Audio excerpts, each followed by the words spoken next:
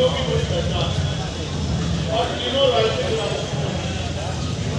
सबसे बड़ी पहचान है दादा किसानों के गरीबों की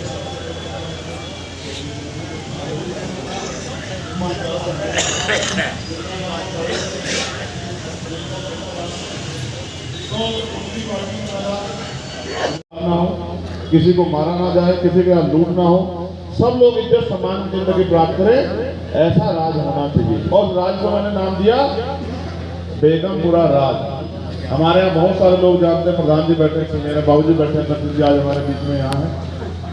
बेगमपुरा का मतलब होता है बिना गम का राज, जहाँ किसी की जिंदगी में कोई गम।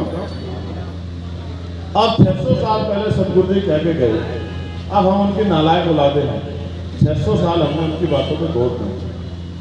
फिर राष्ट्रपिता ज्योतिबा फूले, सर छोटू राम, बाबा साहब अम्बेडकर, संत राम जी प्रजापति, बाबू श्री दयाल चौरसिया, बाबू जगदेव प्रसाद कुशवाहा, जननायक कपूरी ठाकुर, डॉक्टर फरीदी, ऐसे भी विद्वान महापुरुष हमारे बीच में आए जिन्होंने समाज को जगाने का काम किया, समाज को रास्ता दिखाने का काम किया।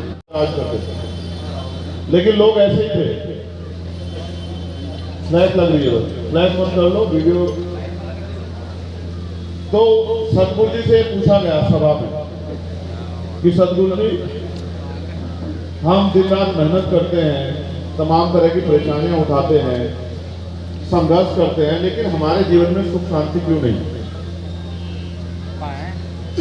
जब ये सवाल उनके सामने रखा गया तो सतगुरु जी ने वाणी के माध्यम से अपनी बात को कहा, और उन्होंने क्या कहा? रविदास मानो सुखी बसनु शुकर है दो ठाव, एक सु स्वराज माही दूसर मरगट गाँव। कि सुख शांति का जीवन जीने के दो ही रास्ते हैं। पहला स्वराज माही, अगर जीते जी सुख शांति चाहिए तो स्वराज माही अपना राज लाओ, और दूसरा मरने के बाद मिलेगा शमशान घाट में कब्रिस्तान। अब उन्होंने कहा कि राज तो जी अभी भी है, फलाना राजा राज कर रहा है, एक और राजा राज कर रहा है, वहां दूसरे और राजा। तो गुरु जी ने फिर ये कहा कि ऐसा चाहूं राज में जहां मिले सबनु अन्न, और छोटे बड़े सब सम बसे रहदास रहे पलसन।